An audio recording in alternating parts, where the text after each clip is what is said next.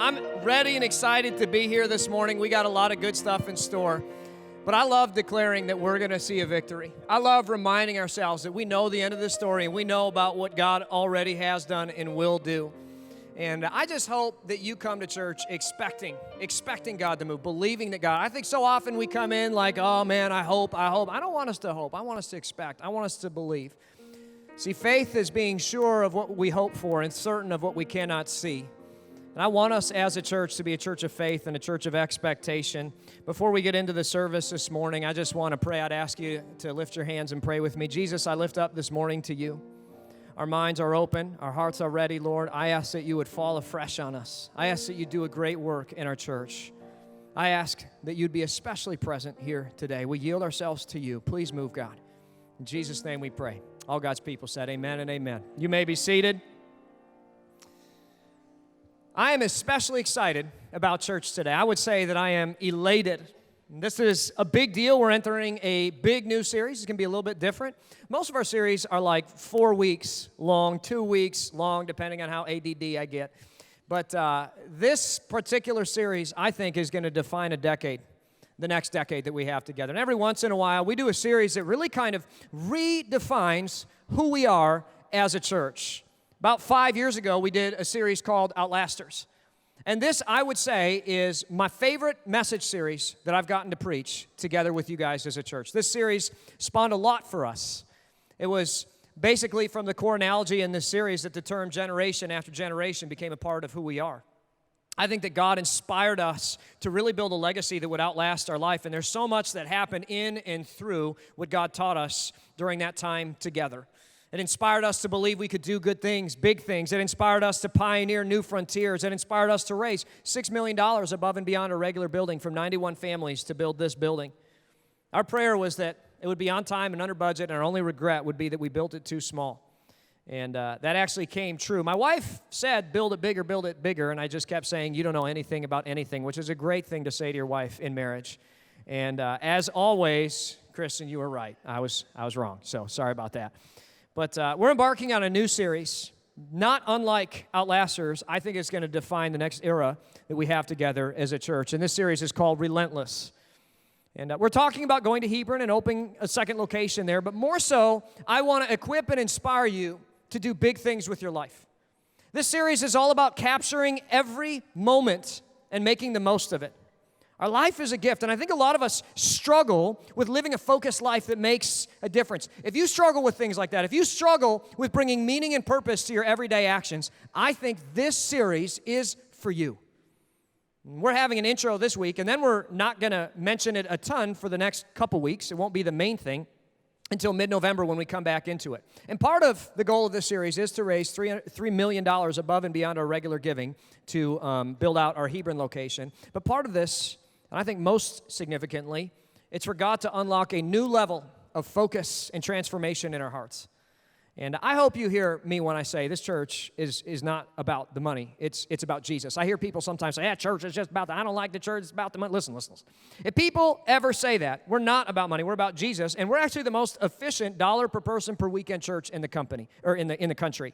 And that's actually kind of cool to think about. There's no other church that we know of that spends less per person per weekend than our church. So if people ever imply that we just throw our money around, remember that we have less and we do more with it.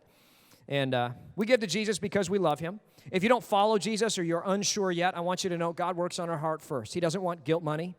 He wants money that is about loving and worshiping him, just like he wants all areas of our life. And so I don't want you to feel compelled. I don't want you to feel guilted into it. Between now and the middle of November, we actually have another great series I want to tell you guys about, and this one's kind of big. So we're kicking off Relentless. We've got a few weeks between now and the rest of the series. And in the meantime, we're doing a series called Relational Vampires. How to love people who suck the life out of you.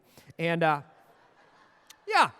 think that's a really appropriate series. I don't know about you, but I have some of those people in my life. Some of you are married to that person. Don't move. Don't say anything. Look at your wife and you just say, it's not, but that's not you. He's not talking about you. Please don't hurt me, right? So I think this is going to be a really appropriate series because I think there's a lot of us, it's like, okay, we're talking about love, we're talking about forgiveness, but really practically, how do you love really difficult people in your life? I think that's going to be really good. It's going to be exciting. That kicks off right after Trunk or Treat for 2 weeks. And that's going to be a big series. But today we're kicking off this Relentless series.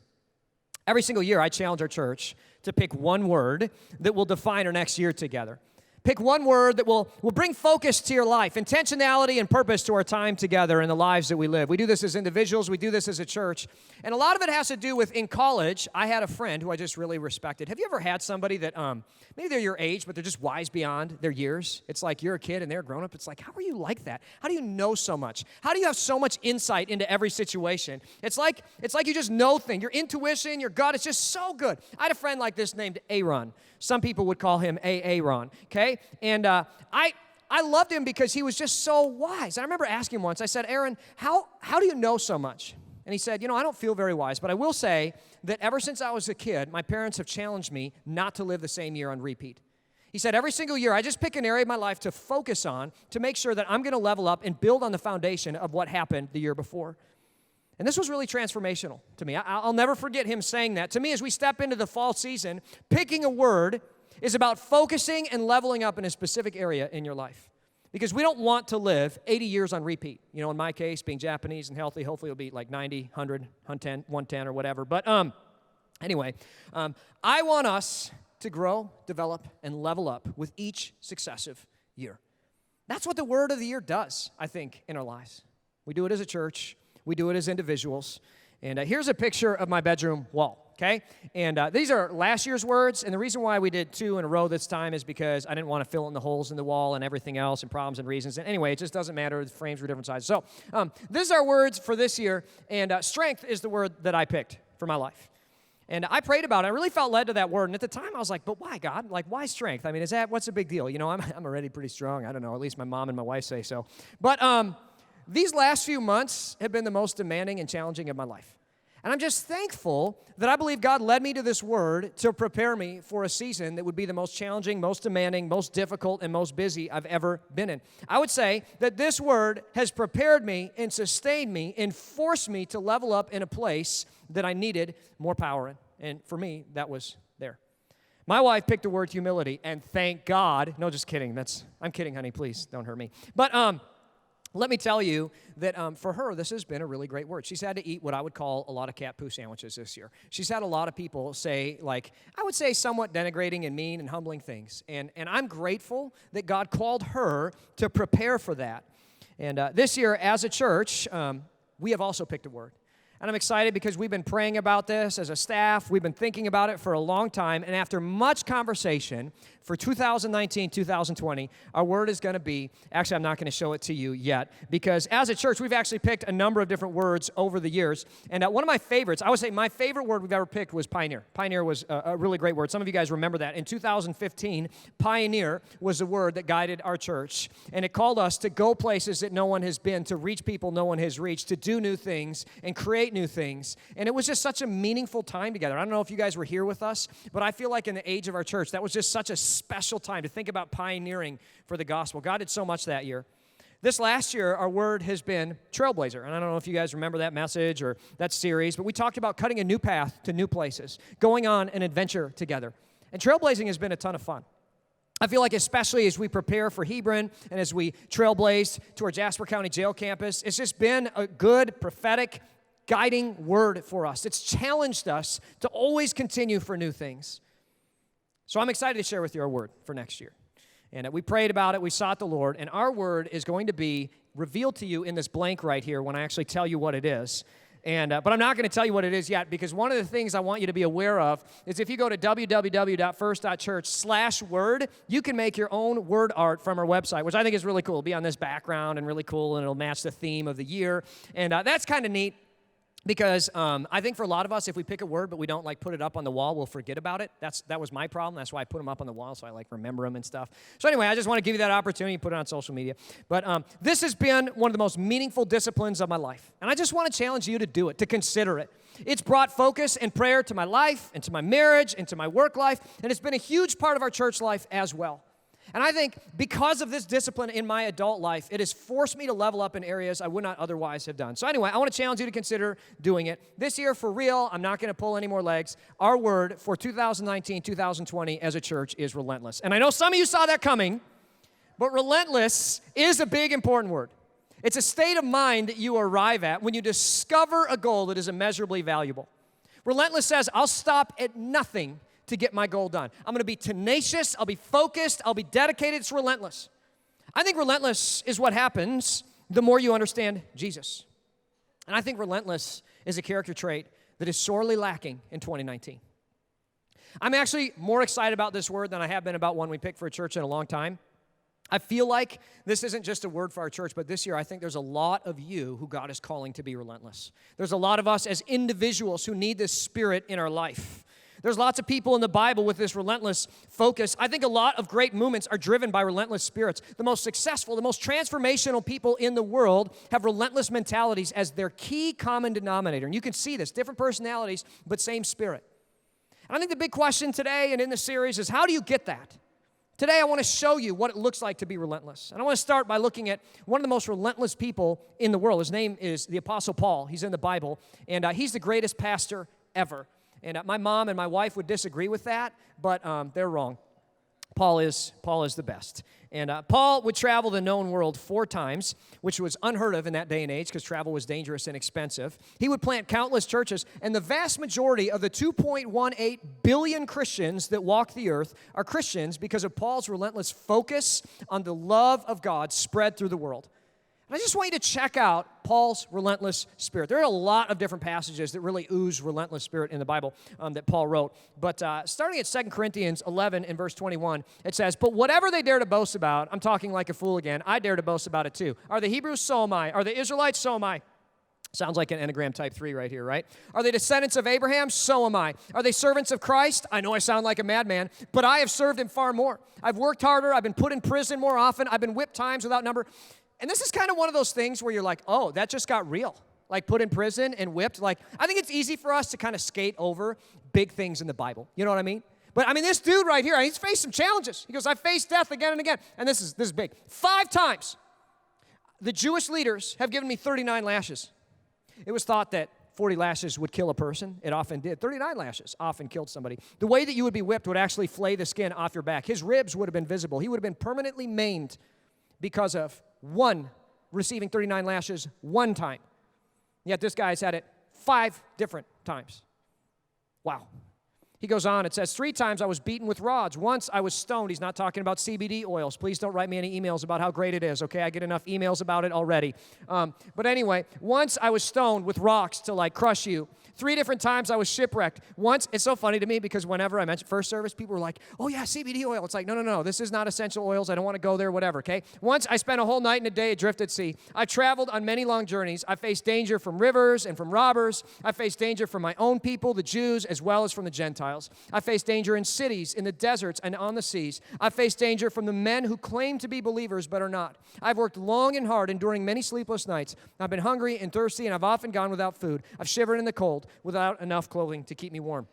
You know, a lot of times, you'd hear somebody tell a story like that, and they'd be like, "Yeah, and that was traumatic, and I lived through it, and now my life is great. You know, it's all good, and I made it." And Paul, that's not how his story ends. He finishes the good race, and he gets executed. But in spite of it all, in spite of this still being the brutal reality of his current existence, he continues to follow Jesus with a relentless focus. And nobody would shape the Western world more than Paul of Tarsus. I mean, that's mind-blowing. That's significant. Paul is a huge deal.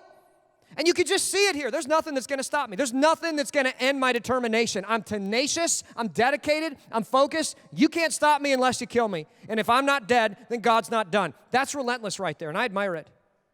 When we read every letter that Paul writes, and there's at least 13, every single one oozes inspiring and relentless focus.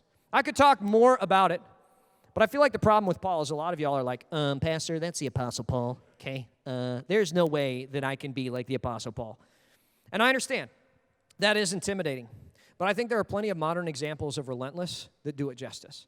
And today, what I want to teach you is I want to teach you to see a relentless spirit in different people, to see the power behind it, to see why it matters, and I want to teach you how to harness it in your life. I want you to be able to harness into the very power that God used for Paul to change the world. I want to start by talking about some contemporary examples of a relentless spirit. And I think one great example is a man named Elon Musk. Some of you know about him, some of you don't. I get that he's controversial. He founded what would become PayPal. He founded a company called SpaceX, and he also founded a company called Tesla Motors, among many other different companies. Let me just talk about him, because I know that some of you would say he's a charlatan, others would call him a visionary. I just want to talk for a moment about how I think he embodies a relentless spirit. So 2 days into graduate school at Stanford, he has a guaranteed pass to wealth in life. You graduate from Stanford Business School, you're going to do good. Well, he drops out because in his estimation, global warming, sustainable transport, and making humanity an interplanetary species, like the audacity of even saying that, so crazy. He thinks that those are critical needs. So he moves to a different part of California to do this. And I'm not saying I agree or disagree. I just want to note that this guy found a cause that in his estimate is worth more than anything or everything else in his life. So he gets a relentless focus on it. He starts 2 multi-million-dollar companies, one of which would become PayPal. I want you to think about that for a moment. Every single time you buy something online, just remember that Elon Musk pioneered the really first prolific, successful method of secure online payments. Like every man, woman, and child, when you buy something online, the reason why you're able to do that in a secure fashion, the reason why that's a common thing in American society and in the world in general, is because this man pioneered that company. He believed it was worth it. And here's the thing.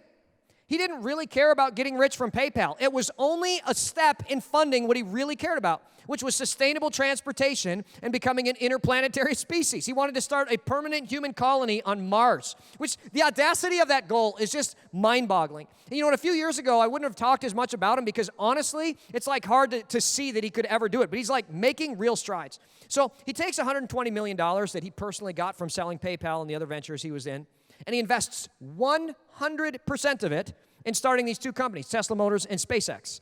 And in 2008, he had actually blown all of it. All of it was gone. Like the company spent all of it. And you know, if you make $120 million, you'd think you keep like $5 million for yourself and be like, you know, just in case this doesn't go well, in case these moonshots don't work out, I'm going to keep it for myself. But not Elon. He puts it all in there. You know, SpaceX has 3 rockets blow up in a row. Tesla's broke. He got no more money left. And the fact that he chose to go all in these 2 areas is crazy. But he makes it by the skin of his teeth. Let's talk about SpaceX just for a moment, because I want you to understand this. Elon Musk looked at government spending to go to outer space, and he just thought it was silly. And that's crazy to me, that you'd have the audacity to look at NASA and be like, nah, I could do it better. So in 2002, he famously sets out to build a space company that could send things to space for 10 times less than NASA, right? That's just a lot of vision. The United Launch Alliance, which was a joint venture between Boeing Aerospace and Lockheed Martin Aerospace, was charging at that time the government the equivalent of $400 million per launch at that time, right? And Elon Musk says, I think we can do it for 10 times less, 10 times less. And that's like, I mean, if you could be like half off, that would be great. But he's like, no, our goal is to do it for 10 times less. And his thought was, every single time you launch a rocket into space, you just burn it up in the atmosphere. You just throw it away. And he's like, we can do it for less. We can do it less expensive. Because if you flew in a jetliner, and let's say you flew in a 747 to Japan and then you just threw away that jetliner, that would make flying on Earth just as expensive as going to space. He said, that's silly. We need to find a way to reuse these rockets. All the engineers said it's impossible. NASA said it was impossible. He got laughed at. But guess what? Now they can propulsively land rockets and reuse them quickly. And not only is launching things to space 10 times cheaper, it is now 20 times cheaper. Like today, as we speak, we're now launching things to space on rockets that Elon Musk built that are 20 times less than the United Launch Alliance was charging Boeing in 2002. This dude who had no idea about spaceflight, who had no degree in rocket science or astrophysics or anything, read books, watched YouTube videos, and taught himself rocket science, which is unbelievable. Started a company, and right now before our eyes, this is not like talk. Talk is cheap, right? Actually is before our eyes, literally putting all other aerospace players out of business. Like United Launch Alliance, Boeing Aerospace, been around for 100 years as a company. He's putting them out of business. Like they can't compete in the aerospace sector anymore. That's mind-blowing. Electric cars have also been remarkable. He started a company called Tesla Motors that builds electric cars.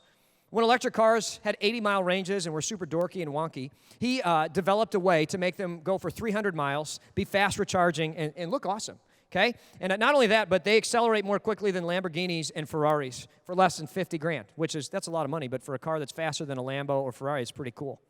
Now, there were no gas stations in America at the time, so he built a network of 1,200 charging stations. He said, no big deal. There's no charging stations? I'll just pioneer a way to do it. 1,200 supercharging stations so you can literally recharge one of his cars anywhere in America and get to anywhere in America. Like, that's mind-blowing. Now his cars sell better than equivalent Audis, BMWs, and Hyundais and are fast approaching Toyota Camry and Honda Accord territory. How did this happen? Because he was relentless. And I want to be clear, this dude, Elon Musk, he's not a charismatic speaker. He looks super nerdy. If you hear him speak, he like stutters a ton. Like, I'm a way better speaker than this dude. Look what I've done with my life. It's like, man, that's depressing, right? I mean, this dude is awesome. He believed that this one cause was worth more than millions of dollars and worth more than his comfort. He's relentless. He works 100-hour weeks, still does. Despite his billions of dollars, he literally sleeps on the floors of his factories so that he can continue to work on these processes, despite his billions. He was not well connected. He was not educated. He did not come from a great American family. He immigrated from South Africa and had no government connections. Yet he has managed to pioneer 4 great companies worth more than $1 billion each, 2 of them in fields that were considered impossible to enter in a modern era, space and auto. Yet he believed that there was a cause so important that all of human life depended on it. Not just our lives, but the lives of generations to come. He believed it was so important, it would inspire him to get up every single morning with a relentless focus. He would believe for great things. He would forsake everything else for it. I want you to understand, that's what a relentless spirit can do. Relentless doesn't care about ego or reputation. Relentless doesn't care about money or fortune. Relentless doesn't cry about a broken system or being a victim or power imbalances that are unfair or discrimination. It doesn't protest. It doesn't demonstrate. Relentless just goes to work every single day, every second with passion, determination, and focus. It cares about accomplishing a meaningful goal above everything else. The reason why Elon Musk is changing the world, I believe, is because of a relentless spirit.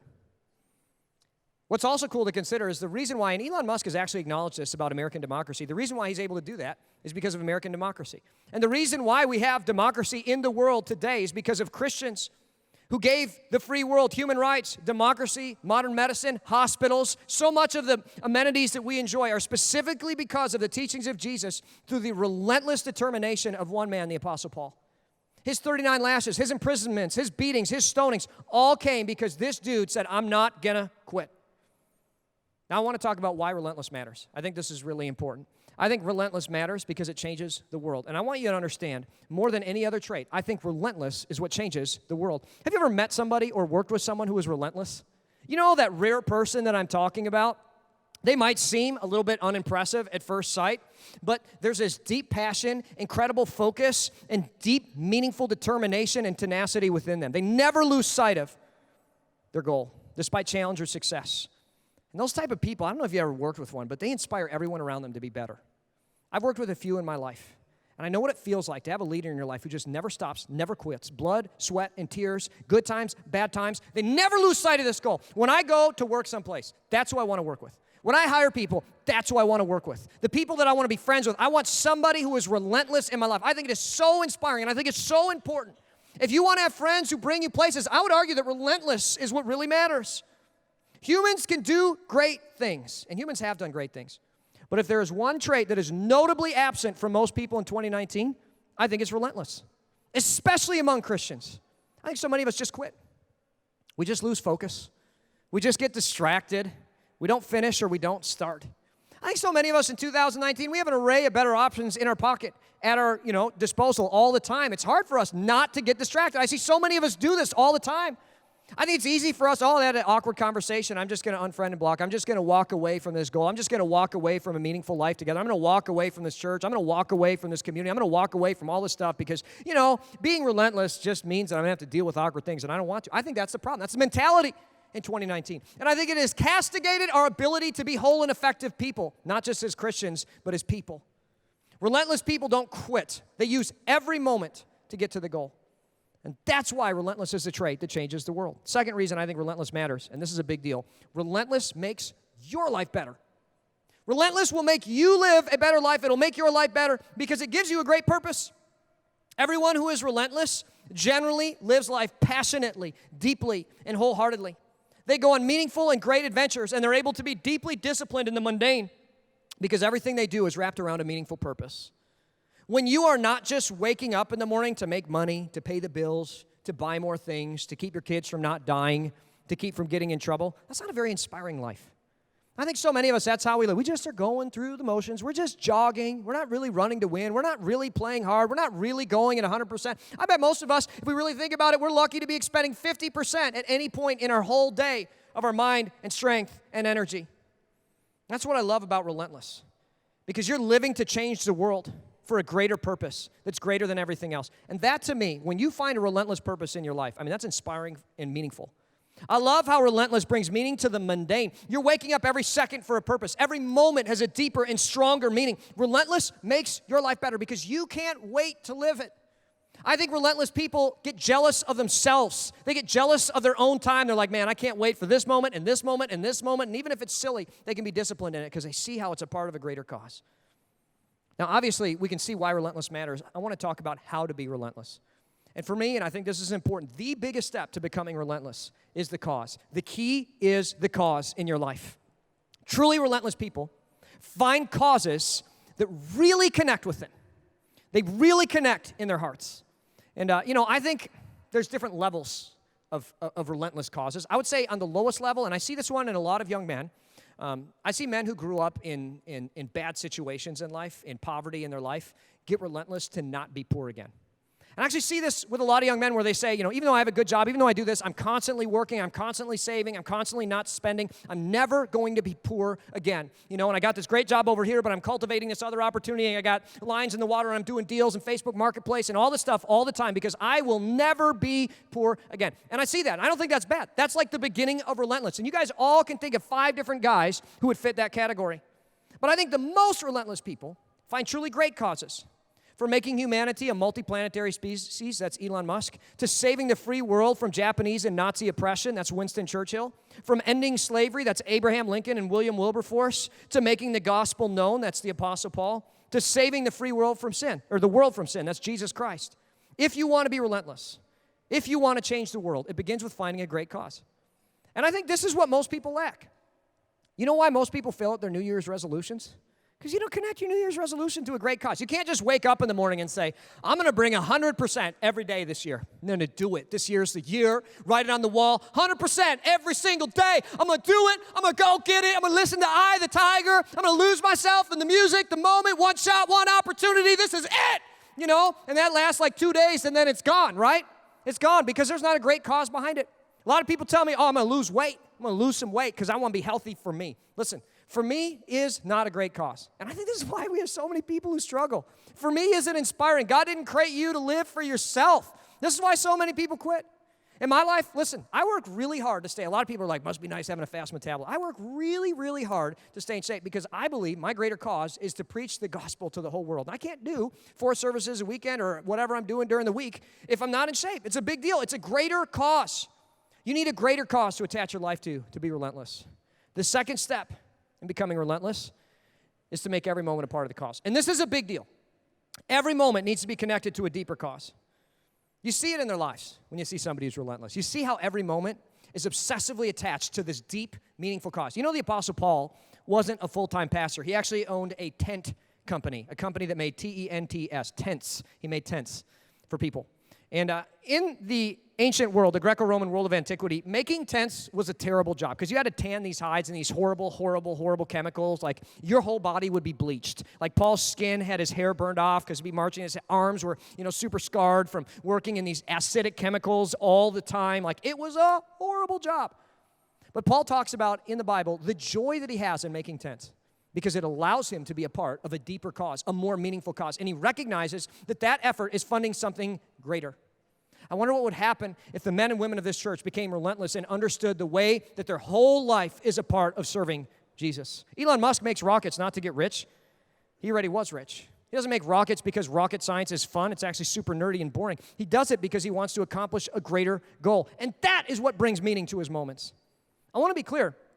Paul talks about how singleness is better for people who are called to ministry and blah, blah, blah, blah, blah. And I thought really hard about being single, right? And listen, I didn't marry Kristen because she was pretty, which she is, but, pretty. I didn't marry her because I was in love with her. Because here's the thing. Falling in love, I think all it takes to fall in love is a pulse. Like, it's pretty easy to fall in love. Staying in love is a little bit harder. But I didn't marry Kristen because she was pretty or because I was in love with her. I married her because I saw something unique in her that I believed would make it so that we could do ministry better than we could apart. I had this relentless focus in every part of my life. And for us, we've reached this place where our home, our vacations, our kids in school, our date nights, our conversations, our pillow talk, the way we parent our kids, all of it is a part of a greater purpose. And you know what the benefit is? Is it makes life something you can't wait to live.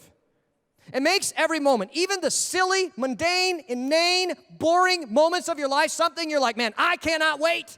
I can't wait to do this. You see this and you're like, I did something today. When you make that moment a part of a greater cause, it makes your life so much better. And the third thing I want you to know about Relentless, and this is not really a point. It's not really a step. It's more of a thought. But I believe that anyone can be relentless. Paul had murdered Christians. He was a religious terrorist, super unqualified. And yet God called him and used him because he was relentless. Elon Musk had no connections, no money, no training, no education, no experience. And yet he's done great things with his life. Why? Because he's relentless. Kristen's super unqualified. People have told her that in her life. Even here, people have said, you shouldn't be doing what you're doing. You're unqualified. You're a bad example, whatever. Listen, Kristen was a sinful, anxiety-filled college dropout with mediocre grades in high school. And yet God has used her to do great things because she's relentless. And I want to be clear, I was the worst. Like, I tell people this, they don't understand this. I have a learning disability, and I was a feeble, sickly child, like super sick. People are like, John, were you wild and crazy like Eldon? The answer is no. I was in the hospital. I was super sick and weak. I have a cyst in my brain the size of a grapefruit. I don't have a special IQ, and I have a genuinely poor reading comprehension rate. In almost all areas of life, my abilities are average or below average, and nothing in me changed when I became a Christian physically. I still have a cyst in my brain the size of a grapefruit. I still have a learning disability. I still have a mediocre IQ and aptitude. But I saw something when I became a Christian that connected deeply in my soul. I saw a movement I couldn't ignore. I saw a need so big I couldn't just live a little bit for it. And I saw eternities at stake. I saw an evil that must be defeated. And I saw God with a love bigger than I could have ever imagined. The one thing that happened when I became a Christian that transformed my life is I became relentlessly focused on this movement, this commission, this command that God gives to all Christians. That was a thing that really changed my life. It was in that one moment that everything transformed. I went from not doing very much and being pretty mediocre and having my parents be pretty concerned about, is John ever going to move out, to doing remarkable things. Not because of me, but because of Jesus showing me how important he is. I believe that anyone can be relentless when you understand the call of God in your life. I found a cause, and I lived every moment for it. And my life has been immeasurably better. And there are mistakes that I've made. But listen, the best thing that has ever happened to me is a deep understanding of the grace of Jesus in my life and the natural, relentless spirit that gives to us. The more I understand Jesus, the deeper an urgency, the deeper an intensity, and the deeper a passion I get for the cause of God. And I want you to experience that too. I want our church to embrace a relentless spirit. Simple challenge today before we get to the end of this. And I want you guys to read 2 Corinthians 11, 21 to 27. I want you to think, man, is that something that I could be in my life? Is the way that Paul describes his life something that I have in my life? And then I want you to ask yourself 4 simple questions. Okay? Discussion, journal, talk with someone you love. Who is the most relentless person you know personally? I think this is a big deal to me because I would bet that most of us, when you think of a relentless person, that's also going to coincide with the person you respect the most, right? Secondly, do you see a great cause in your life? I want you to identify, what is the passion that drives me? What is the cause of my life that I really connect with? And then I want you to ask, is the cause of your life connected to every area of your life? Because I believe one of the biggest reasons why we miss out on living relentless lives is because we don't take the time to make the connections between the cause of our life and every area of our life. I think this is such a big deal. I think so many of us, I'm a part of a great cause, and there's just a total disconnect. I want you to take the time to really think, are these areas connected? And finally, what steps can you take this week to embrace Relentless? And this is a pretty general talk, but I really believe that this is the heart of a Christian. Relentless is the heart of a Christian. And I want to talk about causes that really matter. Elon Musk, whatever, it's a good cause, to make humanity interplanetary. That's like big, it's audacious, but he missed the one who made the planets. I think there's a lot of people in life who get wrapped up in these great causes. Oh man, I want to end child poverty. I want to address human trafficking. I want to, address social justice. I want, to do this big, listen. I'm not saying those are bad movements. I'm not saying those are insignificant causes. But listen, Jesus is the one who will address all of those things. He is a cause that is greater, a movement that is bigger, and a name that is above every other name. And I think so often we sell ourselves and our lives short for something that isn't as big as we could live for. 1 Corinthians 9:19, I want you to just see Paul's tenacity here. It says, even though I'm a free man with no master, I become a slave to all to bring many to Christ. I love that. He says, man, I'm willing to do anything. I'll serve anyone. I'm a slave to everyone to bring many to Christ. He goes, when I'm with those who are weak, I share their weakness. For I want to bring the weak to Christ. Yes, I try to find common ground with everyone, doing everything I can to save some. I do everything to spread the good news and share in its blessings. That's meaningful to me. I read that. That's the kind of life I want to live. I want to live an everything kind of life. I want to live, leave it all on the field kind of life. And then I love this last part. This verse has probably been the most transformational verse in my life. I remember memorizing this verse. I was in this thing called Bible quizzing, but I remember right after I became a Christian, I memorized this verse in the New International Version. I'm going to read it to you in the NLT. And this verse changed everything for me. Paul says, don't you realize that in a race, everyone runs, but only one person gets the prize? Run to win. I just believe we have a deficit of Christians who are willing to run to win. I think so many of us, we're just walking through our life. Oh, I'm going to pray to them. I'm going to pray to them. Are you running to win? Are you swinging as hard as you can? Are we going at this where we're running to win? I just remember 15-year-old John, brand new Christian, sitting there reading 2 Corinthians. It says in the NIV, do you not know that in a race all the runners run, but only one gets the prize? Therefore, run in such a way to get the prize. I want us to run to win. I want us to swing as hard as we can at our lives. These lives are short, and I want us to live every day in a way that matters. Run to win. We know that there is no one greater, and there is no cause greater than Jesus. We know that something doesn't come from nothing. We know that intelligent design doesn't come from no intelligence. We know that the elegant design of our universe was made by a designer. And we know that society walking away from Jesus results in intolerance, illogical perspectives that bring harm to the human endeavor. And you can be an atheist, but you can still see it. That's why I'm not an atheist, because I can't follow that superstition. We know that Jesus is the only way to heaven in this life.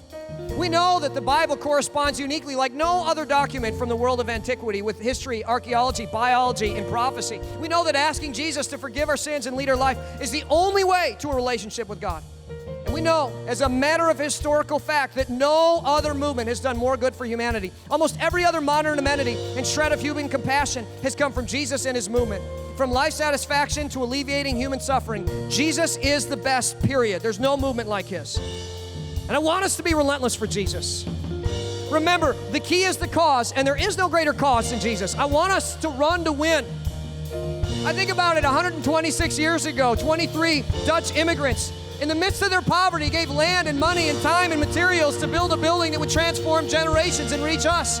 They don't know us, but they gave to us to reach us and change our eternities. 5 years ago, 91 families gave $6 million above and beyond their regular giving because of a relentless faith that God was worth it and a running to win mentality. And your lives and your families and your eternities have been transformed because of their generosity. And today we're going to Hebron because we're going to run to win, because Jesus is worth it, because being a Christian means being relentless, and we will not stop. Pause, guys. Pause. I got too much into it. That's not the ending. That's not supposed to be the ending here. But I did. I got into it. I'm sorry. I want to ask you guys to stand as we close. Okay? I did. Ramping up something. You just get into it. You know, you drink a lot of coffee. You get this passion in your heart you love talking about. Relentless isn't a word that we picked just for our church this year. This one really is unique. This is for so many of us. I don't know where you're at in life, but I think there's some people who are tired, who are thinking about quitting, who are thinking about giving up, and God brought you here this morning to remind you of the spirit that he places inside of you. The Bible tells us God didn't give us a spirit of timidity, but of power and love and self-control. He gave us a relentless spirit that never gives up.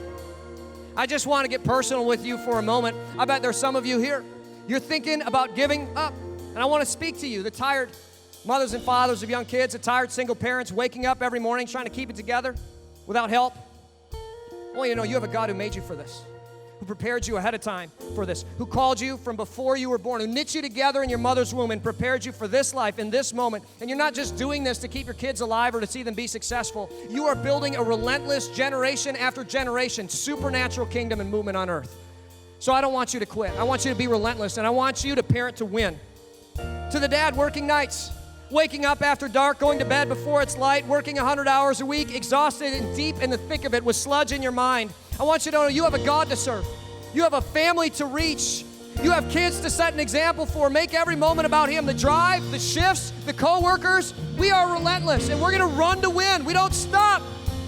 I want to speak to the retirees. This is not your finish line. This is not the end of your story.